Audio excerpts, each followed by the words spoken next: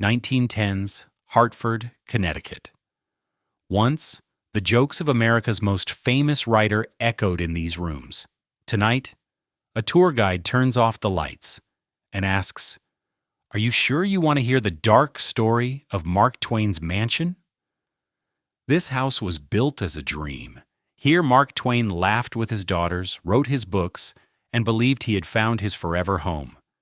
In these rooms there were Christmas trees, dinners with famous guests, loud stories by the fireplace. Then came the first blow, a child's illness, and she would never rise from that bed again. The second blow, debts, failed investments, a lost fortune. And the third, a decision that makes your throat tighten. To leave the house that now smells not of joy, but of death. Twain's house is rented out, cut up into offices, turned into cheap apartments. The family mansion becomes a strange, dark maze where people whisper about footsteps at night and the shadow of a little girl on the stairs. Decades later, someone wants to wipe it off the face of the earth, just for a parking lot. And right then, one last hope appears. How did the house where jokes were born become a ghost of its own story? And why did it, against all odds, not disappear forever? If you enjoy deep investigations into Gilded Age architecture and the families who built it, please like, subscribe, and tell me in the comments which house to explore next. Your support makes these detailed stories possible. Chapter 1. The House That Laughed Before It Went Quiet. If you enjoy deep dives into Gilded Age houses and the families who built them, please like, subscribe, and tell me in the comments which home to explore next. Your support helps me keep making these long, detailed stories. The tour guide's hand moves to the light switch. Darkness swallows the drawing room of Mark Twain's mansion in Hartford, Connecticut. 20 visitors stand very still. Outside, traffic hums on Farmington Avenue. Inside, the silence feels older than the street. Can a house remember grief? The guide asks. The question hangs in the air. Someone shifts uncomfortably. A phone screen glows for a second, then goes dark again. The guide goes on. In this room, Samuel Clemens, Mark Twain, read stories to his 3 daughters every evening. They sat right there, by that fireplace. He made them laugh. He made the whole country laugh. He lets the image sit for a moment. But in 1896, his eldest daughter, Susy, died upstairs. She was 24. Meningitis. Her parents were not even home. And after that night, this house never laughed again. The lights snap back on. The tour resumes. Visitors file through the billiard room, past carved wood and stained glass, up the grand staircase. They take photos. They read plaques. They leave. But one person stays longer. Her name is Maya, 28 years old, architecture vlogger, camera bag over one shoulder, notebook in hand. She came to Hartford for content, a famous writer's fancy house, Victorian excess, strong visuals, standard stuff. She did not expect the guide's story to land this hard. Maya lost her own father 2 years ago. Her family sold his house within a few months. Too expensive to keep? Too painful to visit? She has not let herself think about that house in weeks. Until now. She stands alone in the front hall, staring up at the carved wooden staircase. The late afternoon sun cuts through the stained glass windows, throwing red and blue patterns across the floor. People say a coffin was carried down these stairs in 1896. Susy's body, leaving the house forever. Her father was on a lecture tour in England, desperate to pay the debts that were crushing him. Her mother, Olivia, was traveling with him. Their youngest daughter, Jean, was away. Only Clara, the middle daughter, made it home in time. Susy died in her childhood bedroom, delirious with fever, calling for her parents. The house could not save her. The fame could not save her. The money, what little remained, could not save her. Maya feels something tighten in her chest. She walks through the dining room. The long table is set with period china, as if the Clemens family might arrive any moment for dinner, but they never came back to live here. Not really. After Susy's death, the family returned to Hartford only once, briefly, to pack. Then they left for good. The mansion was rented out. Strangers moved in. The rooms that once held America's most famous household became anonymous apartments, office space, storage rooms. By the 1920s, you could rent a cheap room here and never know whose laughter once filled the halls.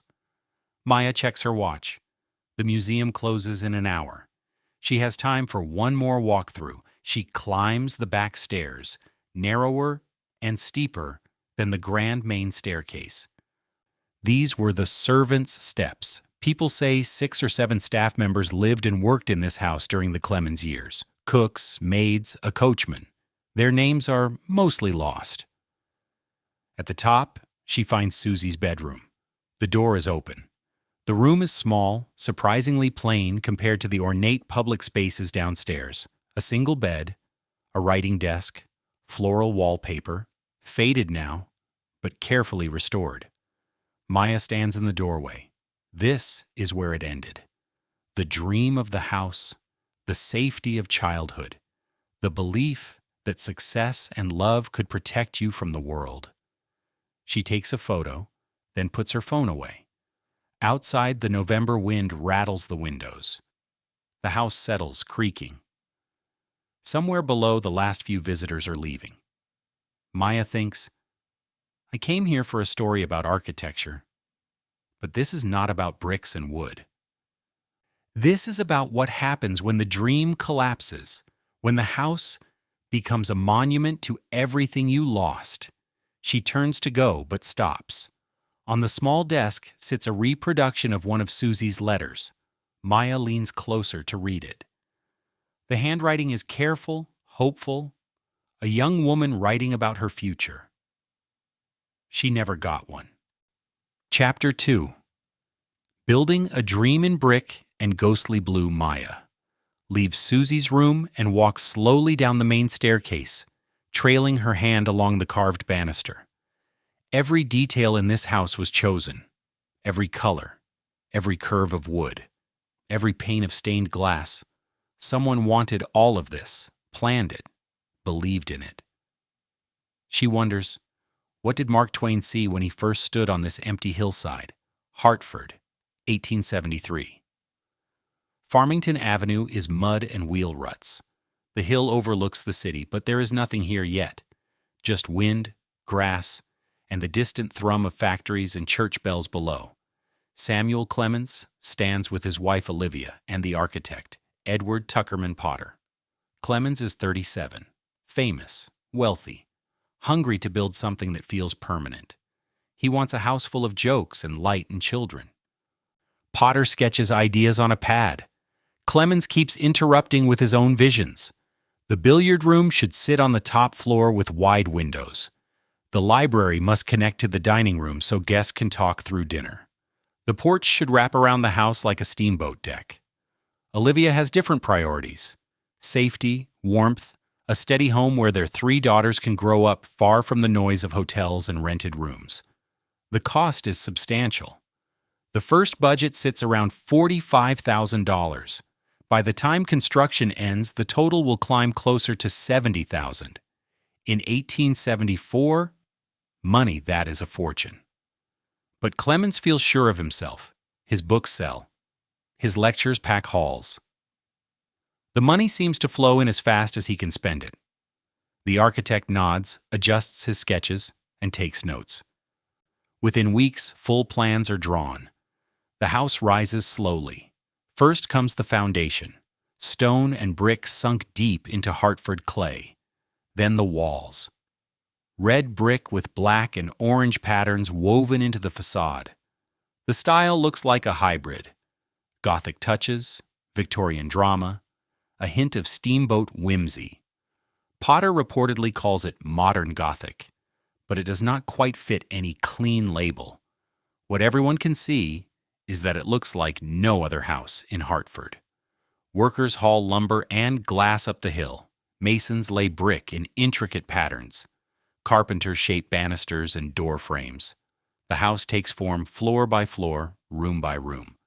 Clemens visits the site often. He paces through raw, echoing spaces, imagining where furniture will stand, where his daughters will chase each other. He chats with the workers and cracks jokes.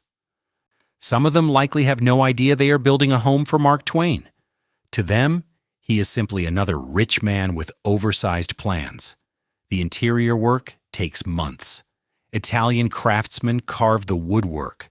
Artists stencil ceilings in jewel tones. Stained glass windows are ordered from Louis Comfort Tiffany. The drawing room walls are dressed in embossed leather and painted wood. The library gets floor-to-ceiling bookshelves. Clemens insists on the latest technology. Running water in several rooms. Central heating. Gas lighting throughout. Later, a telephone when they become available.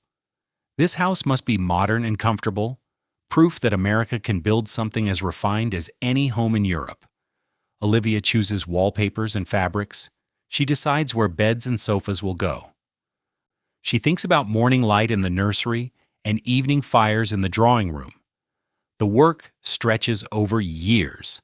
Understanding how and why this house was built means understanding the young success who ordered it. Clemens is writing about America, its greed, its humor, its contradictions. And here on this Hartford hillside, he is building his own little America, a place where ambition and comfort can live side by side, where a steamboat pilot's son can live like Eastern gentry. By 1874, the house is finished enough to move in. Furniture arrives. Rugs unroll across polished floors. Books fill the shelves. Fires burn in every hearth. The Clemens family walks through the front door for the first time as residents. 3 daughters. Susy, the eldest, is 2 years old. Clara is an infant. Langdon, their son, died 2 years earlier at 19 months. The grief is still close. This house is meant to be a new beginning, a place where no more children are lost. Olivia stands in the front hall and looks up at the staircase, the stained glass, the painted ceilings. Clemens puts his arm around her. "We did it," he says. She nods. They believe this house will hold them, keep them safe, become the fixed center of their lives. Maya, standing in that same front hall more than a century later, knows what they did not. The house will hold them for 17 years, and then it will let them go. Chapter 3. A House Full of Laughter. Maya steps into the library and stops. The room feels alive in a way the others do not. Books climb from floor to ceiling. On most evenings, a fire would have burned in that fireplace. The chairs sit close together, as if the family has just stepped out for a moment and might return any second. She imagines them here. Samuel Clemens reading aloud, shifting his voice for each character. 3 daughters curled on cushions, eyes wide. Olivia in her chair, listening, smiling. For 17 years, this house was exactly what they wanted it to be. The family settles in fully by late 1874. Susy is 2. Clara is a baby. Jean will be born here in 1880. The girls grow up racing through these rooms, sliding down banisters, hiding in closets during games that echo through the halls. Clemens works upstairs in the billiard room. He writes at a small desk near the window, looking out over the Hartford skyline. The room reportedly becomes his favorite place in the house. He paces while he thinks. He lines up a shot and plays billiards between paragraphs. He reads drafts aloud to feel the rhythm in his own voice. Here he writes The Adventures of Tom Sawyer, then The Prince and the Pauper, then Adventures of Huckleberry Finn. The books that will shape American literature take form inside this crowded Victorian mansion on a hill. Downstairs, the house hums with daily life. Breakfast in the dining room. lessons for the girls in the schoolroom, Olivia managing staff, appointments, and household budgets, the cook preparing meals, maids scrubbing, polishing, mending, the coachman tending horses in the stable out back. It takes serious effort to keep a house like this running. 6 or 7 staff members work here full-time. Groceries, coal, gas, repairs. The bills never stop, but the money keeps arriving. Clemens lectures, his books sell, new investments promise even larger returns. The family builds rituals. Each evening, they gather in the library for readings. Clemens performs more than he reads. He turns the lines into theater. Every character gets a different voice, a gesture, a way of moving. The girls plead for one more chapter. He usually gives in. Christmas transforms the house. A huge tree rises in the front hall, reaching toward the stained glass skylight. Presents pile beneath the branches. Carols ring around the piano. Guests arrive from New York, Boston, even Europe. The rooms overflow with voices and laughter. Clemens reportedly loves hosting. Writers, editors, politicians, actors. Anyone interesting is welcome at his table. Dinners stretch late into the night. Conversations jump from literature to politics to the latest machines and inventions. Clemens holds court, telling stories until the table roars. The girls sometimes watch from the stairs in their nightgowns, meant to be asleep, but drawn by the noise and light below. Susy grows into a thoughtful, serious child. She writes poems and keeps a journal. She studies her father carefully, noticing when he looks tired or worried beneath the jokes. Clara is more social and musical. She practices piano, sings, and thrives on the constant parade of visitors. Jean, the youngest, is restless and bold. She charges through the house, climbs trees in the yard, and fires off endless questions. Olivia tries to shape them into proper young ladies. Piano lessons, French lessons, manners. Clemens pushes the other way. He wants them curious, fearless, unafraid to speak up. The house absorbs all of it.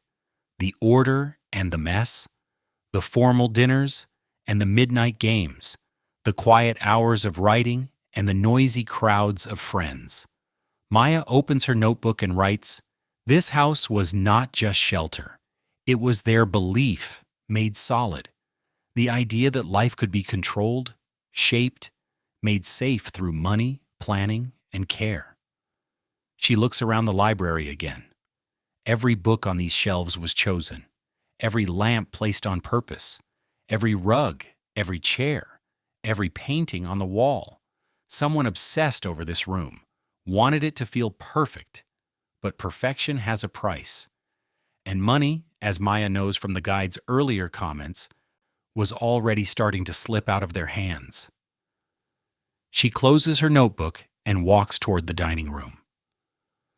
The long table is set for a meal that will never be served.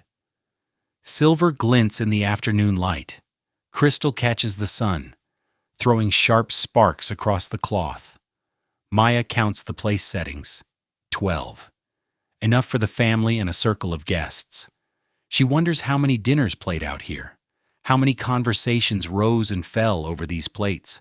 How many nights Clemens sat at the head of this table making everyone laugh, while upstairs, on his desk, letters about debt waited to be opened. The house was full of laughter, but under the jokes and music, something was already starting to crack. Chapter 4. Hairline cracks, jokes, debts, and strain. Maya runs her hand along the polished dining table and thinks about maintenance. How much did it cost to keep wood like this gleaming? To heat every room? To pay 6 staff members month after month, year after year? She walks toward Clemens's study on the first floor. This smaller room, tucked away from the grand public spaces, tells a different story than the library or drawing room. The desk here is plain. The chair is worn. This is where business happened, where envelopes were slid open, where bills piled up, where the numbers refused to behave. Hartford, early 1880s. Mark Twain is at the peak of his fame. His books sell in massive numbers. His lectures fill halls across America and Europe. Newspaper interviews, magazine profiles. Everyone wants a quote, a joke, a moment with him. But fame and wealth are not the same thing. The mansion costs roughly $35,000 a year to maintain. Staff wages, coal for heating, gas for lighting, repairs, property taxes, food for a household that constantly entertains. The expenses march in week after week, without a break. Clemens earns well, but he spends more. He lives like a man who believes the river of money will never run dry. And he invests, constantly, boldly, often badly. He pours money into a new typesetting machine invented by James Page. The device promises to revolutionize printing. Clemens is sure it will make him millions. He funds Page's work year after year, watching his investment grow from thousands to tens of thousands, then to more than $200,000. The machine never works properly. He starts his own publishing company, Charles L. Webster & Company. At first, it looks brilliant. The company publishes Ulysses S. Grant's memoirs, which sell in huge numbers. Clemens makes real money. He decides he has found another road to lasting wealth. But running a publishing house demands capital, focus, and hard business sense. Clemens has bursts of attention when a project excites him. The business skill is weaker. The capital begins to drain away. At dinner parties, he is dazzling, sharp, funny, holding the whole table. Guests leave talking about his stories, his timing, his kindness. In his study, late at night, he is pale and tight-jawed. He opens letters from his publisher, from Page, from banks. He adds and re-adds figures. No matter how he shifts them, the totals move in the wrong direction. Olivia feels the strain in another way. The house is her responsibility. She manages staff, plans menus, keeps the social calendar full. The entertaining rarely stops. Important guests, Clemens reminds her, are good for business, good for book sales, good for connections. But she is exhausted. The girls are growing. They need schools, music lessons, proper clothes, trips. Susy is sensitive and often ill. Jean has seizures no doctor can explain or cure. Clara needs care too, though she is often lost between her more dramatic sisters. Olivia keeps the household looking effortless. On the surface, everything shines. Dinner appears on time. The silver is bright. The fires are lit before anyone feels a chill. In private, she tells Clemens they need to cut costs. Fewer trips, fewer large dinners, less risk in investments. He nods, he agrees. He promises to be more cautious. Then another perfect opportunity appears. Another device that simply must succeed. Another lecture tour that will surely fix everything. Another business venture that cannot miss. The staff notice small signs. Conversations that stop the moment someone enters the room. Clemens pacing in his study instead of sitting at his desk. Olivia's tight smile when the morning mail arrives. One maid reportedly tells another, "They live like royalty, but something is wrong." The girls feel it too. Susy, especially. By 1889, she is 17, old enough to see when her father is distant. When her mother's face hardens after a visitor leaves, she writes in her journal about the tension that hangs in the house. Yet the performance continues. The house still glows at night. The parties still unfold. To neighbors and visitors, the Clemens family is still the most exciting, most successful household on Farmington Avenue. Maya finds a reproduction of one of Clemens' letters to Olivia on display in the study. She leans in to read.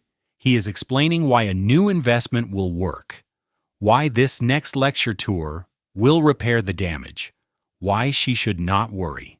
The date is 1891. Maya already knows the rest of the timeline. The publishing company will collapse. The typesetting machine will fail. The debts will become crushing. And within 5 years, Clemens will have to leave this house for good. circling the globe on a desperate lecture tour just to pay back what he owes. But before that financial disaster hits, something worse will break them. She looks toward the staircase. Susy's bedroom is up there, waiting. The house is about to learn what grief feels like. Chapter 5. The Empty Bedroom. Maya climbs the stairs slowly. She has been avoiding this part of the tour. She chose the bright rooms first, the library where stories were read, the dining room where guests roared with laughter, the study where Clemens tried to hold his world together while the money slipped away. But now there is nowhere else to go. She has to face the room where the story breaks. Susy's bedroom sits at the end of the second-floor hallway. The door stands open. Late afternoon light angles through the window and catches dust motes drifting in the air.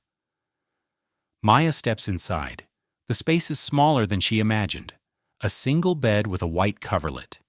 A writing desk by the window, floral wallpaper in faded pink and green. A short bookshelf with leather-bound volumes. A chair with a dress draped over the back, carefully posed by museum staff to suggest someone just stepped away.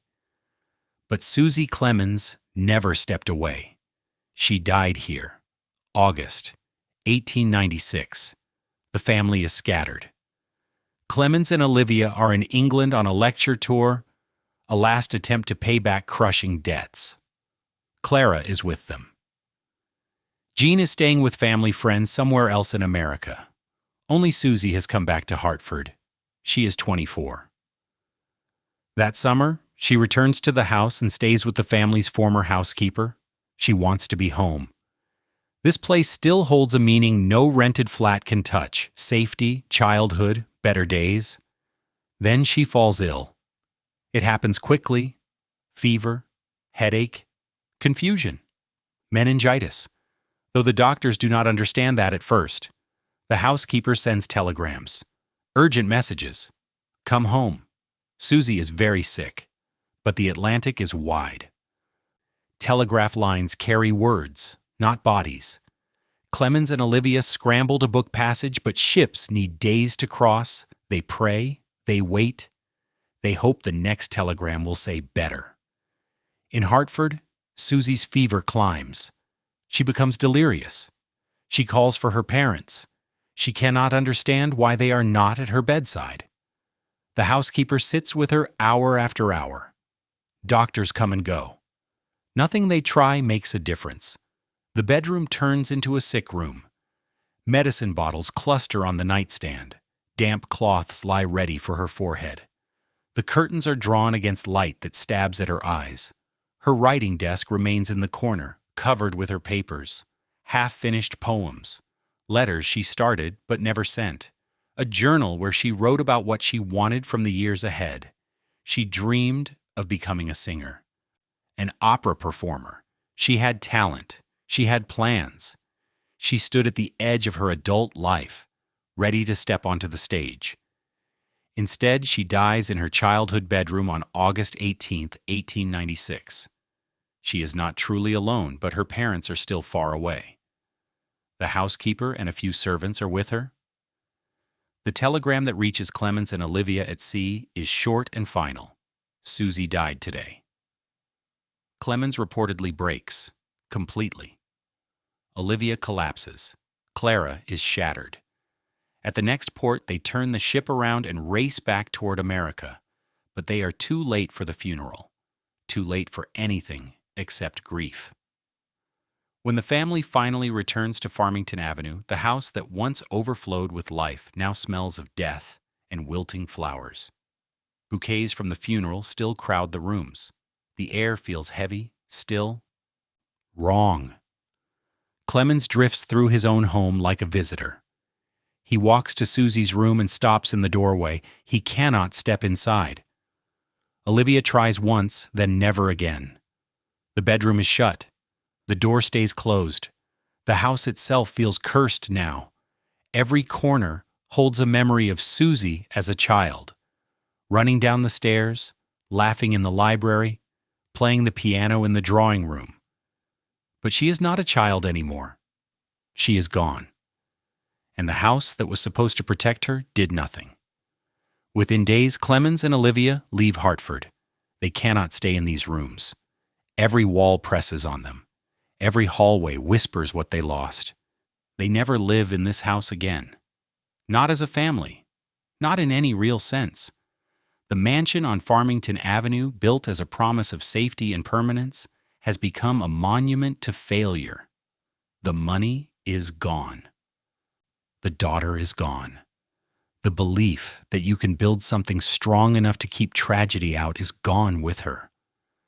Maya stands in Susy's room, staring at the empty bed. She thinks about her own father's house, how quickly they sold it, how no one wanted to walk through those rooms after he died, how a building can turn from home into prison in a single moment of loss. Downstairs, the museum day is ending. The guide's voice floats up faintly from below, wrapping up the last tour. Doors open and close. Feet shuffle toward the exit. Maya takes one final look at the writing desk, at the books on the shelf, at the window where Susy must have stared out over Hartford and imagined a life she never got to live. Then Maya steps into the hall and pulls the door softly closed behind her. The first act is over. The dream has collapsed. What waits on the other side of the staircase is darker. Chapter 6, Leaving the Stage. Maya descends the stairs and finds herself back in the front hall, where the tour began hours ago. The house is empty now, except for a single staff member getting ready to lock up. The silence feels different than it did this morning. Heavier, more final. She wonders what this silence sounded like in 1896 after the Clemens family left. Hartford. Late 1896. The house on Farmington Avenue stands with its windows dark. Inside, furniture sits under sheets. Grates are cold.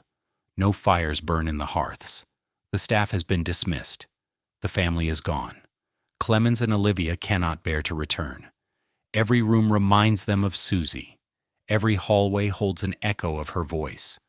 The house they built to protect their family has become the place where their daughter died. But they still own it. They still pay taxes on it, and they still owe money. Massive debts from the failed publishing company, from the worthless typesetting machine, from years of spending like the income would never end.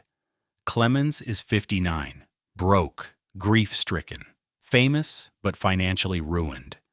The solution is brutal. He goes back on the road. Lecture tours across America, then Europe, then around the world. City after city, hotel after hotel. Night after night, he stands on stage, making crowds laugh while his own heart feels hollow. Olivia travels with him. Clara goes too. Jean stays behind with relatives. Her seizures make long journeys dangerous. The family becomes a traveling unit. They rent apartments in London, Vienna, New York.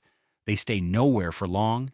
They own a mansion in Hartford, but live out of trunks like people with no home at all.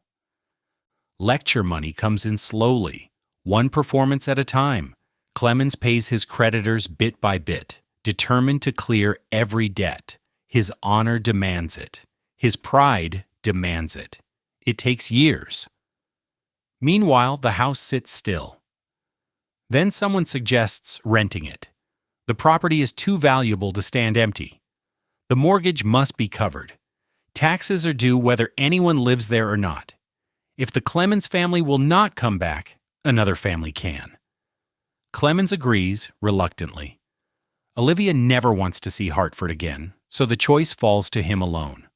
The first tenants arrive in 1897, a business family.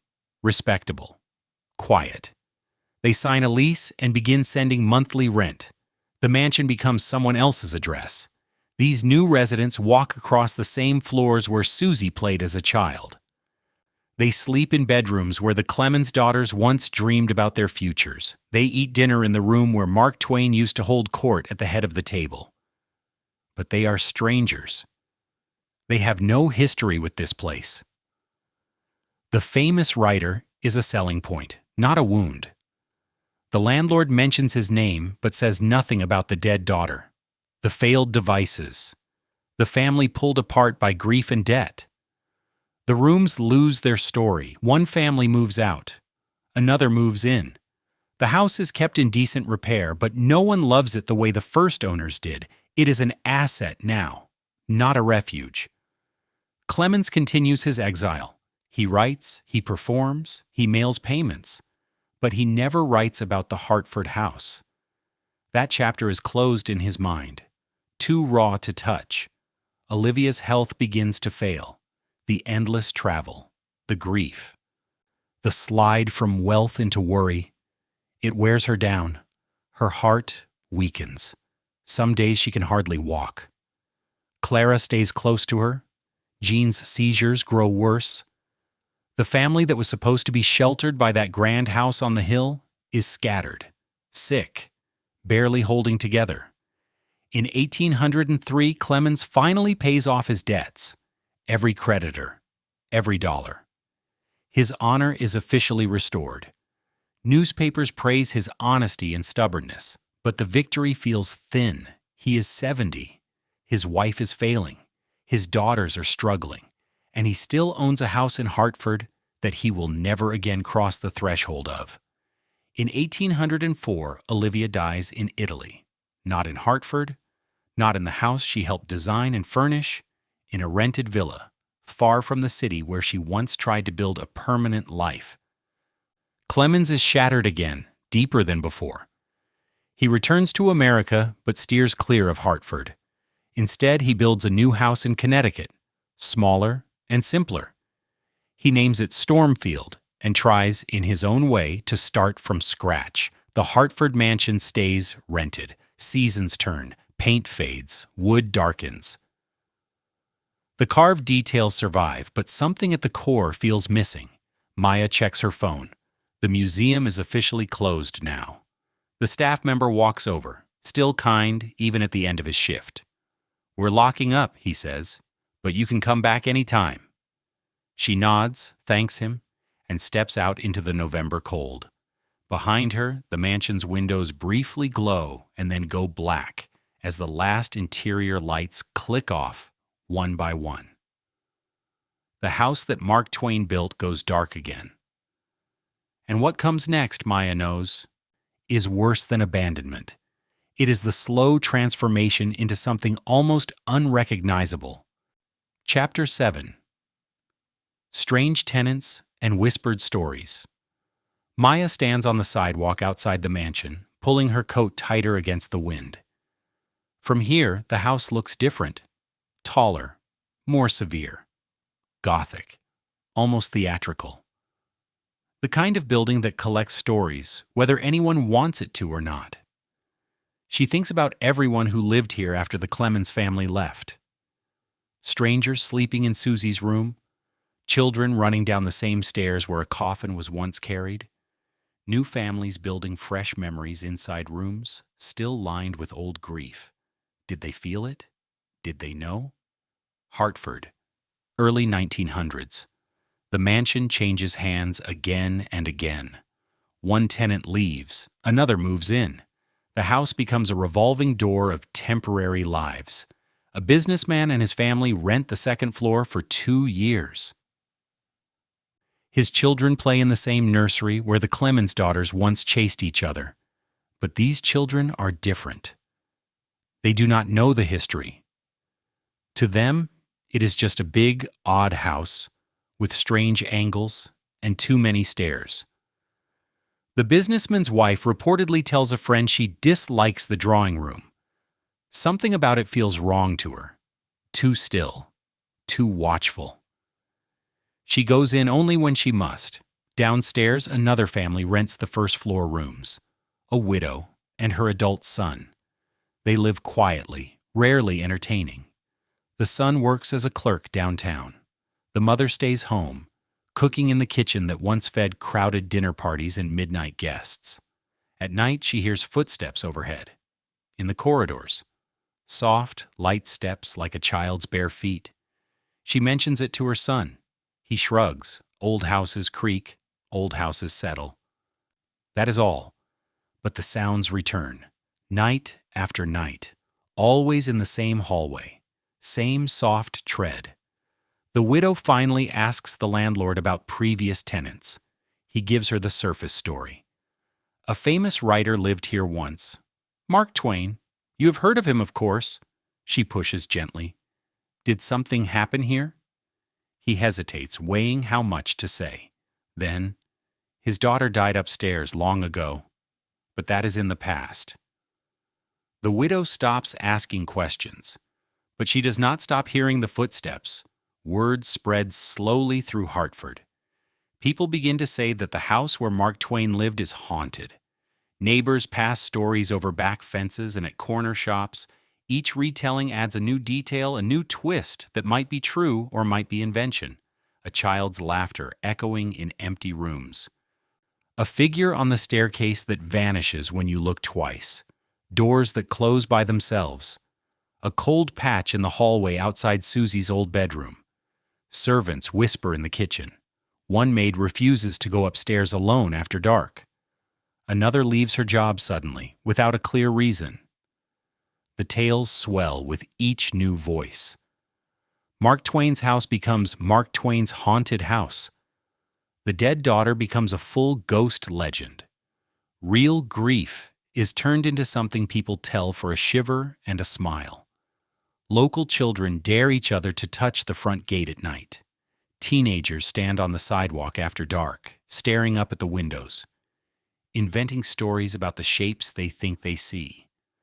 The house, built as a proud symbol of success and modern comfort, drifts into being Hartford's favorite Gothic story. Reality, though, is simpler and sadder. The house is not haunted by ghosts.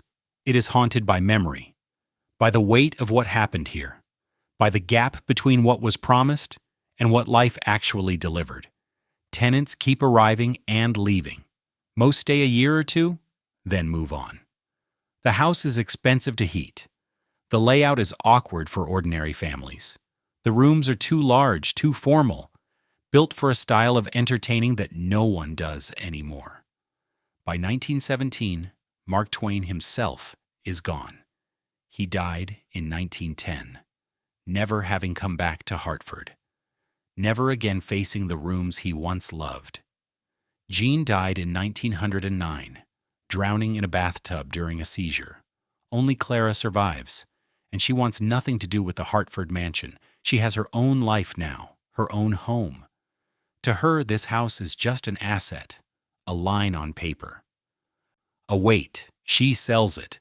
The new owners do not care about preservation or sentiment. They care about profit. The house is large. The address is desirable. Hartford is growing, adding factories, offices, streetcars. They see an opportunity. Maya pulls out her phone and checks her notes from the museum tour. The guide mentioned this phase quickly, almost apologizing as she spoke. Even now, more than 100 years later, it seems people are embarrassed to say what the house went through. The house that Mark Twain built. The house where major works of American literature were written. The house that held grief, abandonment, and ghost stories. That same house is about to be carved up. Maya saves her notes and starts walking toward her hotel. Tomorrow, she will come back with her camera. She will film the house as it stands now, restored and cared for. But tonight, she needs to sit with what happened in between. How does a mansion become a tenement? How does a dream turn into just another address where people pay low rent and try to make it through the month? The answer, she is starting to see, is painfully simple. One decision at a time, one compromise at a time, one slice taken off after another, until almost nothing of the original life remains, except the shell. Chapter 8. Chop it up, rent it out. Maya returns the next morning with her camera, but she does not hit record right away. She sits in her car across the street, staring at the mansion and trying to picture a different version of it. Smaller windows nailed into big openings, cheap doors where carved wood once stood, thin walls slicing straight through grand rooms, beauty hidden behind drywall. history smothered under linoleum. That is what happened here for decades. Hartford, 1918. The new owners bring in contractors. The instructions are blunt. Maximize rental income. Turn one mansion into many units. Make every square foot pay its share. The work begins. Carpenters walk through the house, studying the original layout. The drawing room is far too large for a single rental. They run a wall down the center, cutting it in half. One space becomes 2 apartments. The elaborate ceiling remains, stenciled and painted, but now it belongs to 2 different households who may never learn each other's names. The billiard room where Mark Twain once wrote becomes 3 small offices. New walls rise, the big windows are chopped up with partitions, desks replace the billiard table. Clerks and bookkeepers sit where Huckleberry Finn was drafted, tapping out reports and stacking ledgers. The grand staircase survives, but its purpose changes. It becomes a common hallway. Tenants from different apartments pass each other without speaking, their hands brushing the carved banister that is now just something to grip on the way up to cheap rooms.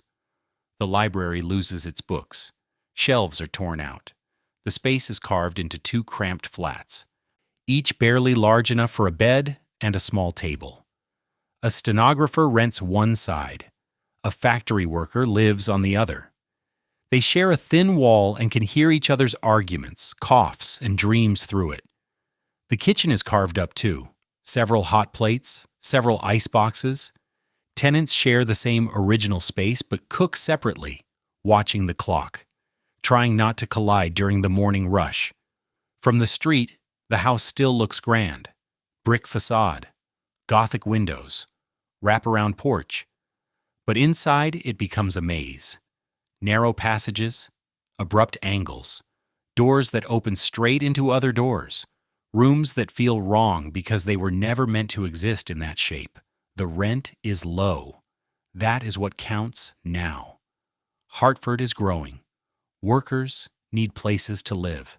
The mansion provides shelter, but without dignity, without memory, without care for what it used to be. A single mother, a stenographer named Dorothy, rents a tiny unit on the 2nd floor in 1923.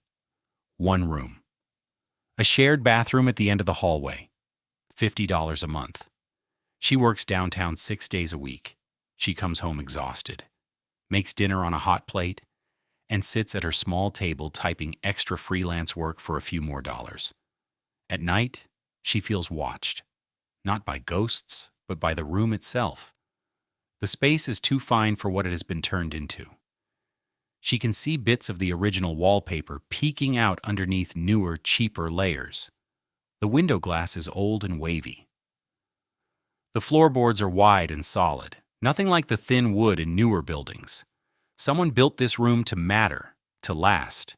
Now it holds 1 bed, 1 table, 1 hot plate, and a life squeezed into a space designed for something bigger. Dorothy mentions the feeling to her neighbor, an older man who works for an insurance company. He nods. "You can tell this place used to be something," he says. "It is like living in a wedding dress somebody cut up for dishcloths." The image lodges in her mind and will not leave. Paint flakes off in the hallways. Parts of the porch begin to sag. Outside, Hartford moves on. Horses give way to cars. Factories stretch higher. New office blocks rise downtown. The mansion shifts from impressive to simply old. By the 1930s, the Great Depression makes everything worse. Rents sink. Maintenance stops. Tenants churn even faster. Some pay late. Some never pay at all. The landlords stop trying to keep up. The roof leaks. Brown water stains bloom on ceilings. Plaster cracks and falls. The heating system wheezes. In winter, tenants keep their coats on indoors and sleep under extra blankets. The house is dying slowly, not from fire or collapse, but from 1,000 tiny neglects. Every corner cut, every repair delayed, every year of treating it as mere property instead of architecture. Dorothy moves out in 1935. She finds a newer apartment downtown, Smaller, but cleaner. Built as apartments from the start. Honest about what it is. She never tells anyone she once lived in Mark Twain's house. She does not know.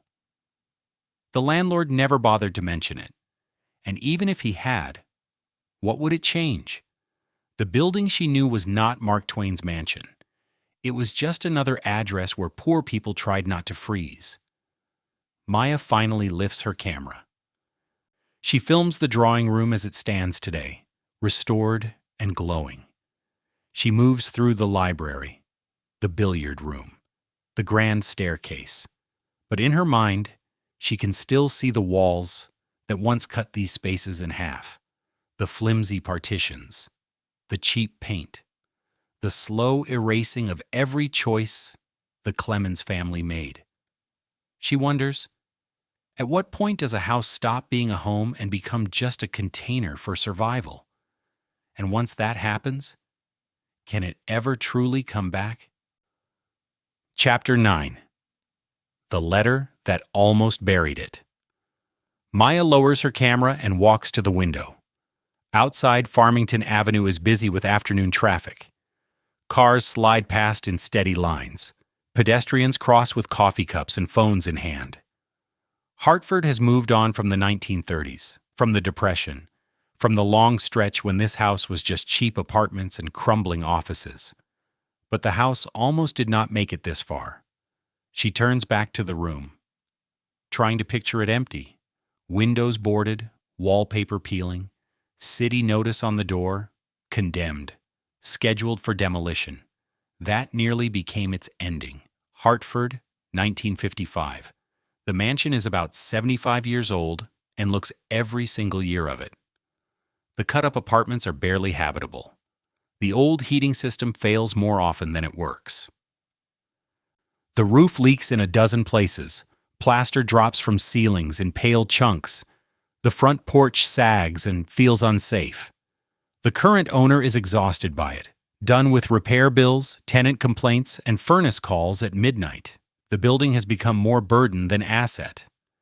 Then a developer makes an offer, not for the house, for the land. The proposal is blunt: tear down the worn-out mansion, level the lot, replace it with something useful. A parking lot at first, maybe a modern commercial block later. Hartford needs places for cars. Hartford needs new office space. Hartford, they argue, does not need a decaying Victorian shell tied to a writer most people barely think about anymore. The paperwork is drawn up. Permits are filed. Demolition is penciled in for early 1956. The house that survived Susy's death. Samuel Clemens' departure. Decades of neglect and subdivision. That house is about to vanish completely, but then someone actually reads a newspaper. Her name is Eleanor Brownell. She is 63 years old, a librarian, a lifelong Hartford resident. She has watched this city change street by street, seen grand buildings fall and bland ones rise in their place. She reads the Hartford Courant every morning with her coffee. Most days it is city council arguments, crime reports, society notes, stories that ask for attention, not action. On a cold November morning in 1955, her eyes snag on a small notice buried on page 7. Demolition proposed for Clemens property on Farmington Avenue. Eleanor freezes. She reads the line again. The Clemens property. Mark Twain's house. The house where he wrote Tom Sawyer and Huckleberry Finn. The house she walked past as a girl, when it was still proud, and people still talked about the famous family who had lived there. Scheduled for demolition. She sets her coffee down and stares at the newsprint until the words blur. Her hands start to shake. This cannot happen. This must not happen. That house is Hartford's memory, America's memory. You do not bulldoze the place where Mark Twain lived and worked. You do not trade it away for painted parking lines. But she is just a librarian. What can one person do? She begins with the people she knows. She calls friends, other librarians, teachers, people from her church group, anyone she thinks might feel the same shock. Her message is simple and urgent. They are going to tear down Mark Twain's house. We have to try to stop it. Most people are stunned. That old place on Farmington? I had no idea Twain lived there. That is exactly the problem, Eleanor says. No one remembers. But that does not mean it does not matter. She organizes a committee. They call it the Mark Twain Memorial. At first, there are 6 of them, 3 librarians, 2 teachers, 1 retired journalist. They gather in Eleanor's living room, surrounded by books and stacks of clippings, and start to plan. First task, attention. They phone newspapers. They contact radio stations. They send letters to editors. Their core line is sharp. Hartford is about to destroy its most important literary landmark. Do we care about our own story or not? The reaction is mixed. Some people agree at once. Save the house, protect our heritage. Others shrug. It is just an old building. The city needs progress, not sentiment. The developer pushes back hard. The house, he insists, is beyond saving. Repairs would cost a fortune. It makes more sense to start fresh than to pour money into a wreck. Eleanor and her small committee argue the opposite. The bones are strong. The real damage is in plaster and paint. With serious funding and careful work, the building could be restored. But money is the cruel part. The committee almost has none. Donations trickle in like a slow leak. $10 from one supporter, $20 from another. A local school runs a bake sale and proudly sends $43 in an envelope. It is nowhere near enough. The developer sets a firm deadline. If the committee cannot raise real money and present a believable preservation plan by March of 1956, the demolition will move ahead. No more delays. Late at night, Eleanor sits at her kitchen table, pencil in hand, doing rough calculations on a yellow pad. They need thousands of dollars. They have only hundreds. The gap feels like a canyon. She thinks about quitting. Maybe the house is meant to be torn down. Maybe clinging to the past is childish. Maybe Hartford truly does need parking spaces more than it needs one old Victorian shell. Then she thinks about Mark Twain, about Susy's empty room, about all the families who lived inside these walls, loved them, lost them, gave up on them. Someone has to care. Someone has to say no. Someone has to remember out loud. She picks up her pen again and starts writing letters to foundations, to wealthy families with Hartford roots, to anyone whose name she has ever seen on the side of a library wing or museum plaque. One of those letters will land on the right desk and change everything for this house. But she does not know that yet. Maya sits in the restored library, reading about Eleanor's campaign on a museum placard, the glass reflecting her own face, over the old black and white photos. She thinks one person, one tiny newspaper notice, one stubborn choice to care. Sometimes that is all it takes to save a building. Almost. Chapter 10. A miracle. And a collapse. Maya stops in front of a black and white photograph on the museum wall. Eleanor Brownell stands in front of the mansion in 1956. She looks small in the frame, gray-haired, wearing a dark coat and sensible shoes. Behind her, the house is in rough shape, peeling paint, broken shutters, several windows boarded over, but Eleanor is smiling because somehow, against the odds, she has just won the first battle. Hartford, spring of 1956. The demolition deadline is only days away. Eleanor's committee has raised some money, but not nearly enough. They have newspaper editorials, public support, petitions with hundreds of signatures spread across kitchen tables and library desks. What they do not have is the one thing that counts with the bank and the developer, a concrete financial plan that shows how the building can be saved. Then a letter arrives at Eleanor's house. The envelope is thick, creamy paper with a New York return address from a foundation she had written 2 weeks earlier and almost forgotten. She opens it in her kitchen, still wearing her coat from the walk home, her fingers cold from the Hartford air. Inside is a pledge, a serious donation, not enough to restore the mansion, but enough to buy time, enough for a down payment, enough to prove to the developer that the committee is not just sentimental, but solvent. Eleanor drops into a kitchen chair. The letter explains that the foundation funds historic preservation. Mark Twain is a major American writer. His Hartford home should not be lost. They are prepared to help. Eleanor starts dialing numbers, committee members, one after another. Emergency meeting, tonight. By midnight, they have a rough plan mapped out on Eleanor's dining table. Step 1, purchase the property. Step 2, stop the demolition permit. Step 3, launch a larger campaign to fund actual restoration. One step at a time. The developer is not pleased, but money is money. He accepts their offer. The house is officially saved. Newspaper headlines celebrate Mark Twain House preserved. Eleanor gives radio interviews. The committee poses for photos. For a brief, bright moment, it feels like the story has reached its happy ending. It has not. June of 1956. Eleanor and her committee finally walk through the front door with architects and contractors at their side.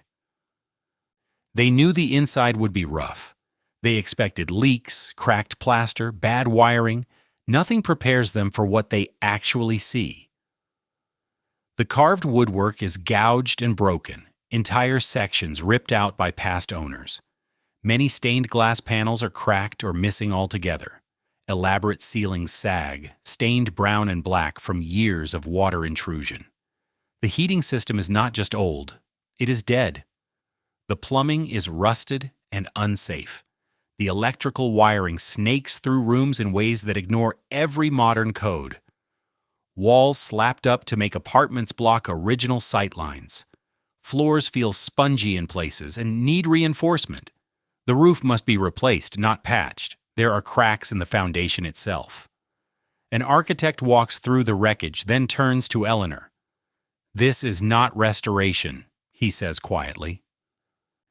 "This is resurrection."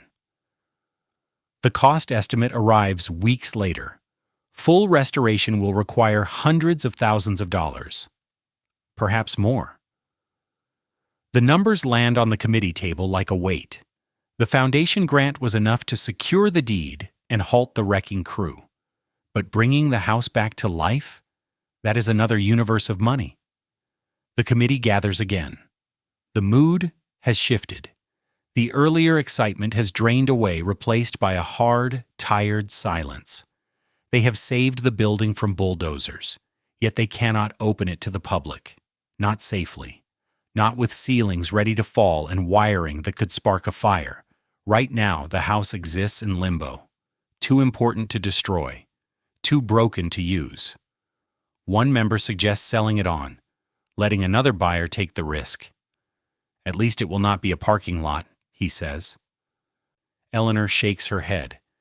"We did not fight this hard just to hand it off and hope," she says. "Then what do we do?" someone asks. Eleanor has no answer ready. The bank sets a new set of deadlines. Mortgage payments, insurance, basic costs of ownership. If the committee cannot meet those obligations, foreclosure looms.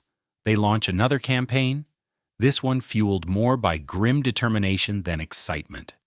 Letters to donors, public talks, small events in school auditoriums and church basements. Donations arrive, but in slow drips, $5 in an envelope, $10 in another. A wealthy Hartford family sends a check for $1,000. It feels huge, but the gap is still massive. By autumn, the committee is worn down. Eleanor looks thinner in photographs from those months, her shoulders slightly hunched. She has poured her time, her savings, and years of energy into this fight. The numbers still do not add up. One evening, she stands alone in the mansion's dining room. The long table is gone. The walls are scarred from old partitions. The ceiling has open holes. Water damage has warped and buckled the floorboards. She whispers into the empty space, "We saved you. I just do not know if we can keep you." Outside, the sun slides behind the Hartford skyline. Light drains from the windows. The house sinks back into shadow. Eleanor locks the front door and walks to her car. In the morning, she has another meeting with the bank about money they do not have and deadlines they cannot meet. She drives home past new office blocks, low concrete parking lots, and glowing neon signs spelling out progress. Behind her, the mansion sits on its small rise, empty, saved, but not safe, rescued, but not yet restored. Maya finishes reading the museum placard that covers this stretch of time. The curators call it the Dark Years.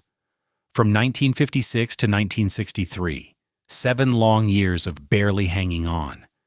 And yet, somehow the house did not fall. Maya feels the tug of the unanswered question. She needs to know who or what finally tipped the balance. Chapter 11. Years of Dust and Paint. Maya walks through the restored mansion with new eyes. Every perfect detail she sees now, the polished wood, the bright stenciled ceilings, the glowing stained glass, was once broken, dusty, forgotten. Someone had to care enough to fix all of it, piece by piece, year after year. That work took decades. Hartford, early 1960s. Eleanor's committee is still fighting. They have not given up, but they have not won either. Most days the house stands locked and silent, waiting. Money arrives in small sums. Local bake sales, school drives, modest checks from people who loved Mark Twain's books, a few larger gifts from foundations that care about American literature. It is never enough for a full restoration, but it is just enough to keep the lights on and the dream alive. So the committee starts small, one room at a time. Volunteers show up on weekends. Retired teachers, history students from Trinity College, local craftsmen who donate their skills. They wear old clothes, bring their own tools, and step into the dust. First, they undo the worst damage. Thin walls that sliced grand rooms into cramped units are pulled down carefully, plank by plank. Drywall and cheap lumber are carried out. As they strip things away, the original architecture appears, like something being excavated from under sand. One volunteer traces the outline of the original drawing room, the old proportions, the hidden ceiling details under layers of paint. "It is still here," he says softly. "We can bring it back." They begin to strip paint layer after layer. They test small patches, trying not to damage what lies beneath. Slowly, the Tiffany design ceiling stencils come back to life. Deep red, warm gold, dark green. Patterns that no one has seen clearly in roughly half a century. Another team focuses on the woodwork, carved banisters, door frames, built-in bookcases. Some pieces are too far gone and must be recreated from scratch. A local woodworker studies old photographs and surviving scraps, copying the patterns as closely as he can. Engineers stabilize the structure. Beams are reinforced. Cracks in the foundation are repaired. The roof is replaced section by section, following the original lines as closely as modern materials allow. Progress is slow. Funding arrives in bursts and then dries up. Some months nothing moves at all, because there is no money for supplies. The house sits, halfway saved. Then a new grant is approved, or a major donor steps forward, or a corporation writes a check after a long meeting. Work starts again. Maya films the library, and a museum guide steps over to her. "You know they found the original Tiffany glass in the basement," he says. "Just sitting there. Taken out decades ago and stored. No one bothered to throw it away. It was like the house was hiding parts of itself until someone came looking." The restoration pushes through the 1960s and into the 1970s. Archivists search for every photograph they can find from the Clemenses years. Every detail matters. What color were the walls? Where did the furniture stand? Which light fixtures were original and which were later replacements? Some answers appear in archives. Letters from Olivia describing fabrics and paint, old magazine spreads showing the rooms at their peak, receipts for carpets, wallpaper, and furniture. Other answers are simply gone. In those cases, curators make their best, careful guesses based on period style and what is known about the Clemenses family's taste. In 1974, exactly 100 years after the family first moved in, the house opens partially to the public. It is not fully restored. It is not finished. But it is safe enough to welcome visitors and honest enough to show. The first tour groups walk through rooms that are mid-process. Some spaces shine with fresh restoration. Others remain raw, with exposed plaster and scaffolding. The guides do not pretend everything is perfect. They explain what has been done and what still needs work. They tell the full story, the joyful years, the grief, the slow decay, and the long, stubborn effort to save the house. Visitors respond. They leave donations in boxes by the door. They sign up to volunteer. They tell their friends and bring them back. There is no single triumphant moment. No big ribbon cutting with brass bands. Just slow, steady care, a kind of stubborn love. Maya watches a small work crew through a doorway. Even now in the year 2024, restoration continues. A conservator cleans a stained glass panel with tiny, careful motions. A carpenter sands and repairs trim in a third-floor room. The house is never truly finished. It cannot be. Too much was lost. Too much was changed. But what remains is now protected, remembered, honored. She thinks about the volunteers from the 1960s, many of them gone, others very old. They gave years of their lives to this place, and most visitors today will never know their names. Eleanor Brownell died in 1982.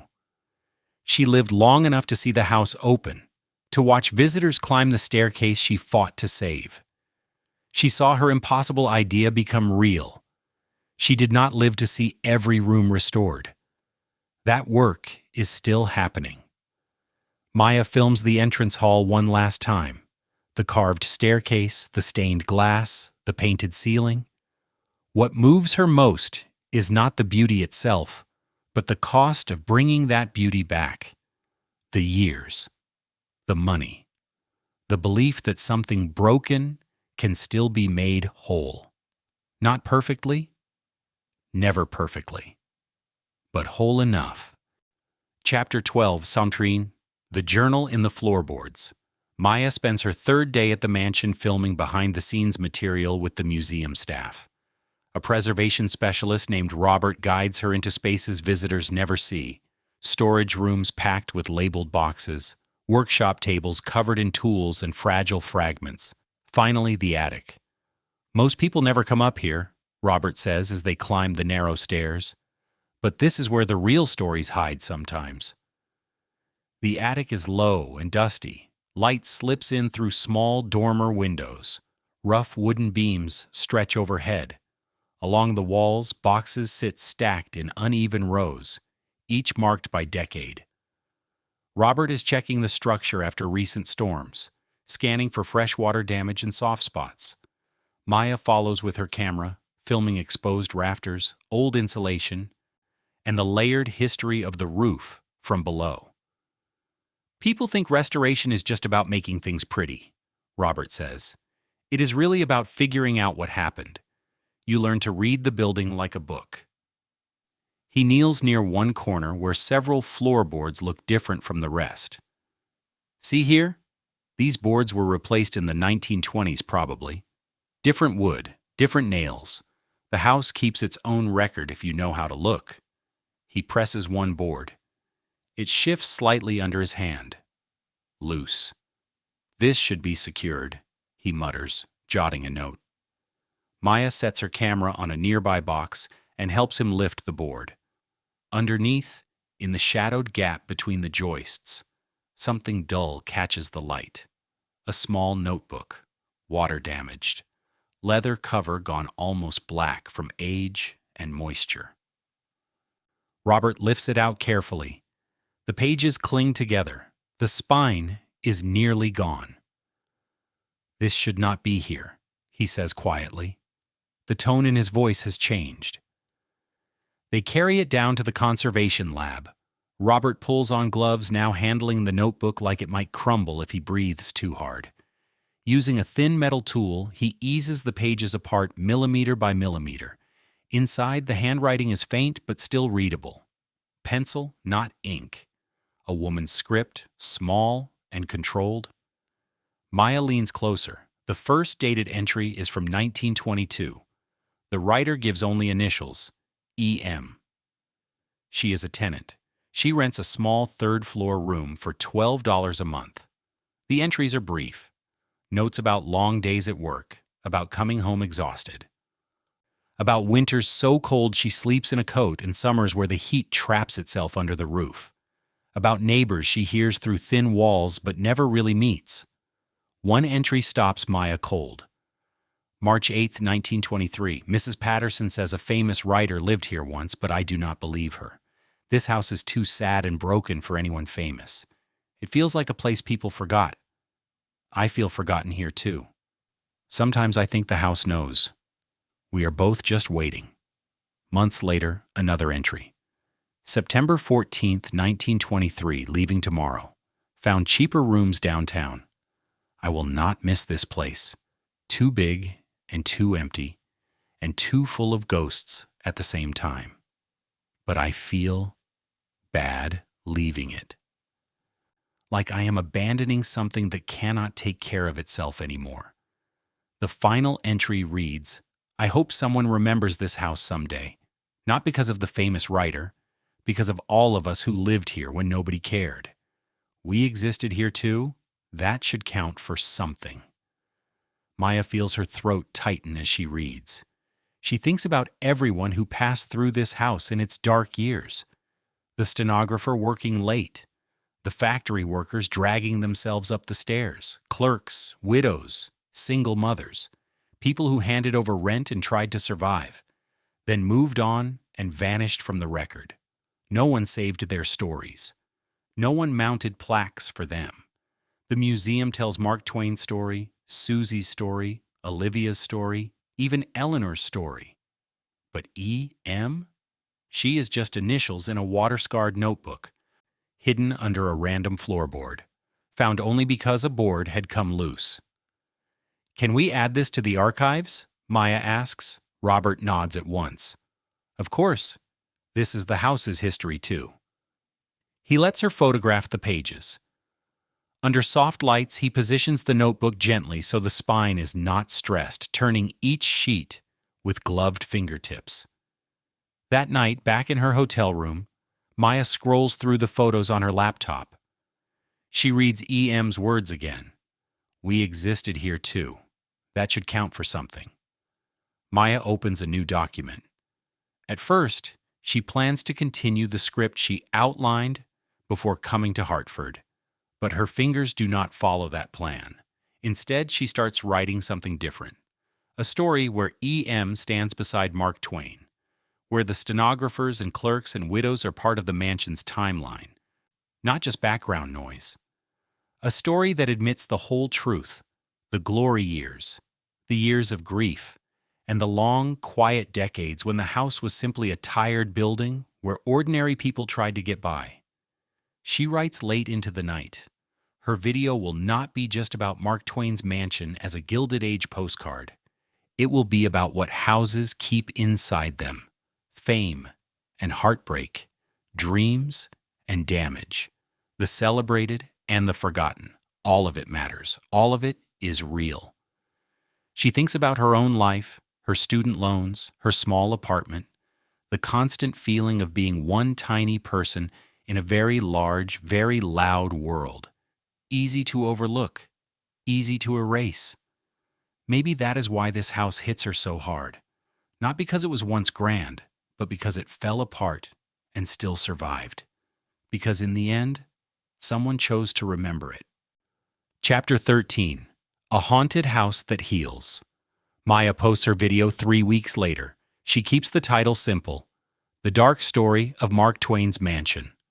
But the story inside is heavier, quieter, deeper than her usual work. It runs about 43 minutes, far longer than most of her uploads. She threads everything into one line of memory.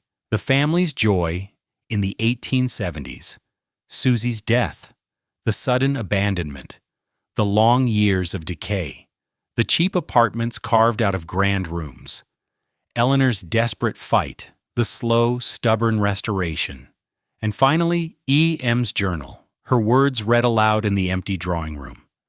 The video ends with Maya sitting on the mansion's front steps at dusk. This house was built as a dream, she tells the camera. Then it turned into a nightmare. Then it turned into almost nothing. Just a warren of cheap rooms where forgotten people tried to survive. And now it is a museum. But what does that really mean? She lets the silence hang for a moment. I think it means we chose to remember, she says. Not only the famous writer, not only the wealth and the books and the parties, we chose to remember the grief, the failure, the loss, the years when this house was broken and no one cared. We remember all of it, because that is the only honest way to love something. The video begins to spread, not as an overnight explosion, but as a slow, steady climb. 10,000 views grows into 50,000, then into 100,000. The comments catch her off guard. Someone writes, "My grandmother lived in that house in the 1930s.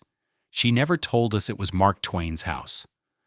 She just said it was cold and sad. Thank you for remembering her."